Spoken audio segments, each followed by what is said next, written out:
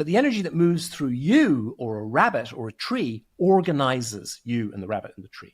The energy that moves through the system organizes the system. And my argument is that in an evolved universe, the energy that moves through the system organizes the system.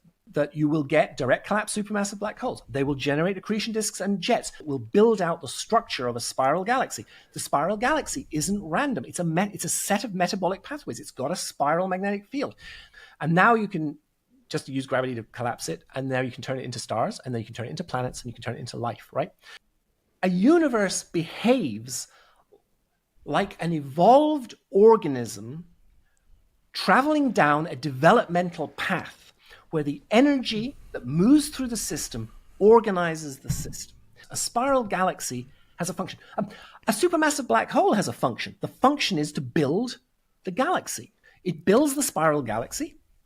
Now the spiral galaxy has a function. The function is to build stars. It builds the stars. Now the stars have a function. The function is to build out and distribute the periodic table. It does that. And then they form planets. Now planets have a function. The function of planets and moons is to generate the conditions for life. Now life has a function. Life's function is to explore the possibility space in its piece of territory and move towards intelligence and complexity. And once it's intelligent, it's able to manipulate matter and build out technologies. And technologies will eventually build out small black holes and help the universe as a unit of reproduction reproduce.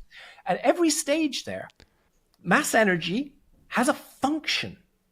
It's doing something. And it's doing something that benefits the organism, the unit of selection that is the universe.